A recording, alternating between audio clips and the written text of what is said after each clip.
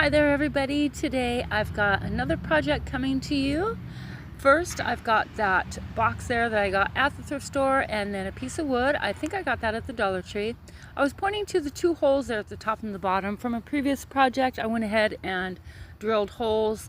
Now I want to cover those up because I'm going to do something a little bit different today. And so I just got some E6000 and then a little bit of hot glue to get this adhered to the board.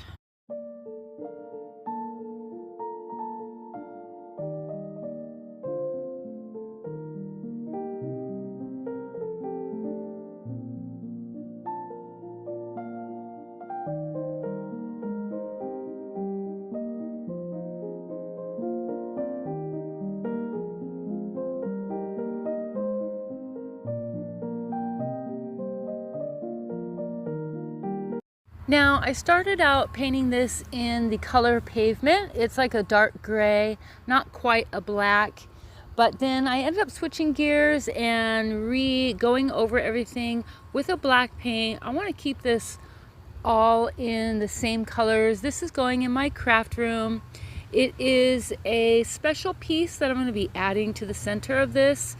And you know, sometimes you find things while you're out thrifting and looking through junkyards and yard sales that you don't come across very often.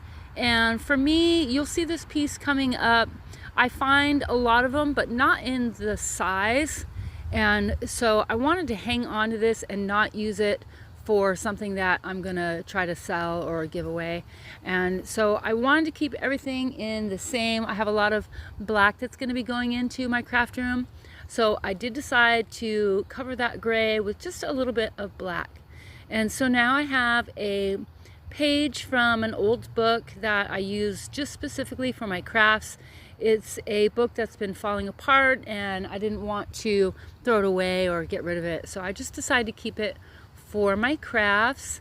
And I am going to tear it with a ruler. I don't normally tear my papers with a ruler like this, but I didn't want to cut it with the scissors because you get kind of like a hard edge. By tearing it, you get a little bit of a softer edge. And so I went ahead and pre-measured the inside of that box, and this should fit pretty nice. So I'm going to just take some Mod Podge and add a thin layer to the back.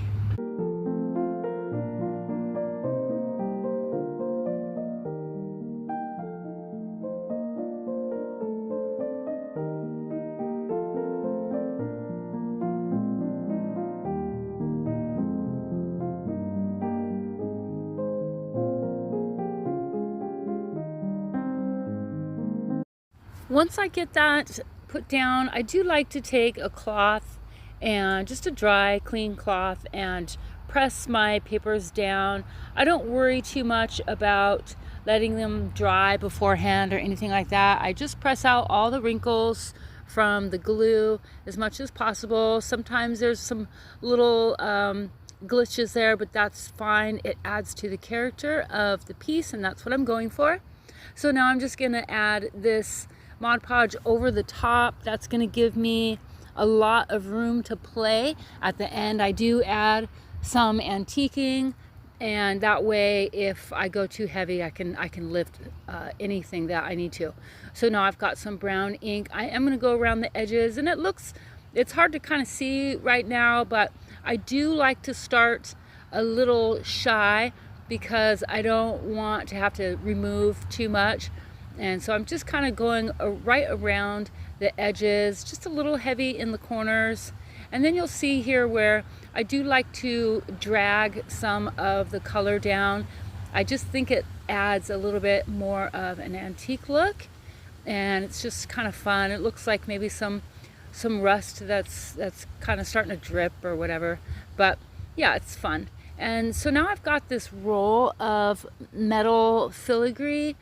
I think I got this, I don't know where, maybe at Michael's or Hobby Lobby some time ago. I don't know if you can still find it in retail stores, but I really like it, and it cuts and tears really easily. I did try to use some wire cutters there. It didn't quite work, so I ended up just bending it backwards and forwards. That worked out just fine. And so I'm going to go ahead and use both the E6000. Well, first I'm going to take my needle nose pliers, flatten out those ends anywhere where I had to bend it, and make sure that they lay as flat as possible. So I'm going to take some E6000 and very carefully place it right in the center of some of those dots. And so, okay, what I'm going to do here before I adhere the metal strips, you see how I'm showing both? I want to make sure that metal strip kind of matches the centerpiece as much as possible. It's got some tarnish on it. I do not want to clean it. I like that tarnish. So I'm taking a little bit of kind of like a beige with a tiny bit of black and some water. So it's going to take that shininess down. It's going to match that centerpiece as much as possible. And so I ended up being pretty happy with that. I love painting metal like this. It's really great. You can do any kind of a whitewash or paint it black or do anything that you need that's going to match your project.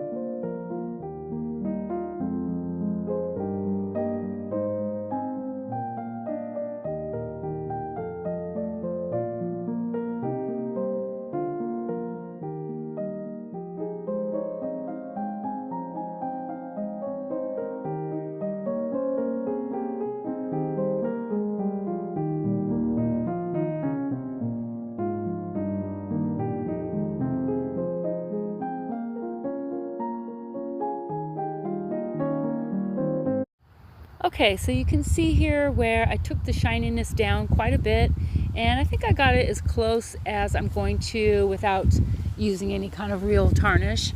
And so now I've got some sandpaper. Because I did a couple of coats of this paint, I really had to work at it with the sandpaper, but you know, and I went pretty heavy. I scratched it up pretty good just to add some additional interest and make it look kind of old and aged.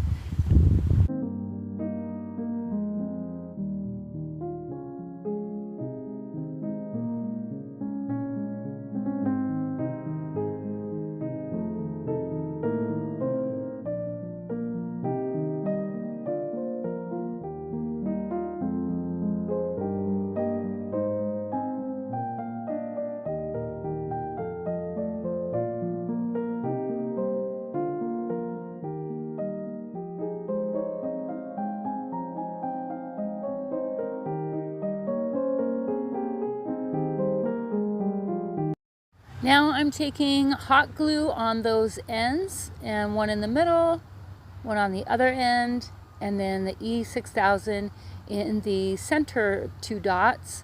That way I'm going to get the you know, hold from the hot glue first and until the E6000 dries.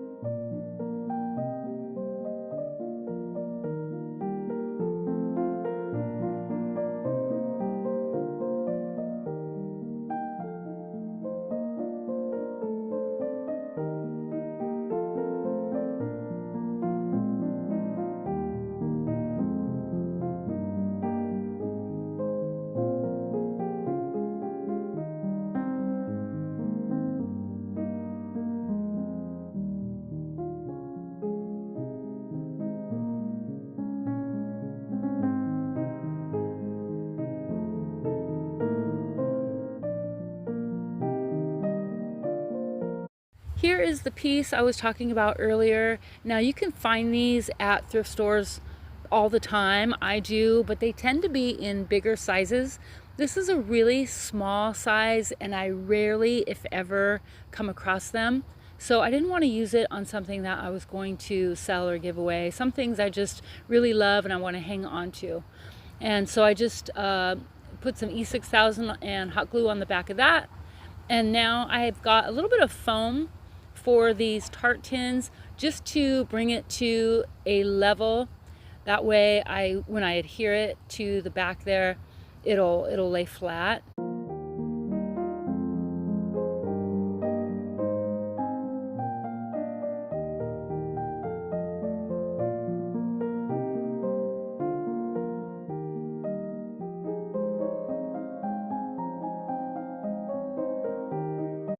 I'm going to continue to add some more of the brown ink.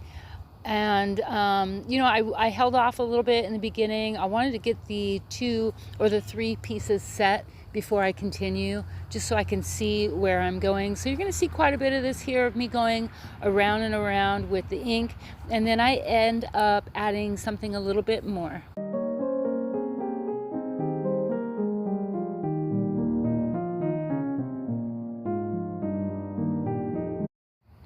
I am going to go ahead and add some of the Mod Podge just to finish off this look. I wanted to make it so it has, you know, kind of like a shellacked look, and just to finish it and protect it. And I did decide to go ahead and add some of the antiquing wax with the Mod Podge. You know, you just kind of throw it on there. It'll dry clear with a little bit of stain. Sometimes you can just experiment with different mediums, and it ends up working out. And so I'm just going to go ahead and get this whole thing covered.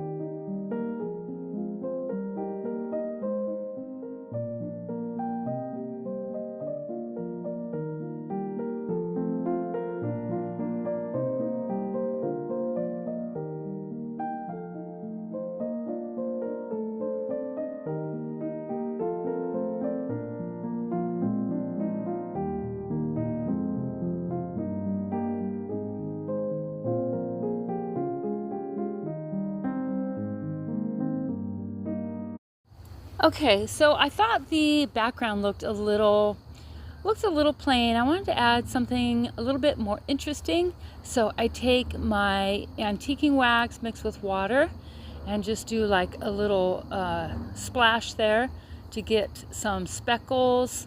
I like this technique. It's a lot of fun. And because I added that Mod Podge, I can take up anything that I need to. Now you can see I sprayed that down with water. That was quite a risky move there, but it ended up working out. What I was going for was to take some of that ink.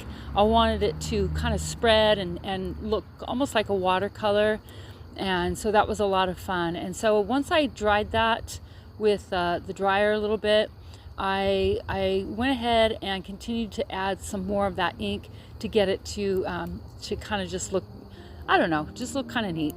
And so here we go, guys. Thank you so much. This is my finished project. I'll be putting this in my craft room just to showcase that centerpiece. I really like it, and I hope you guys like it too. I'll see you all in the next video. Thank you. Bye.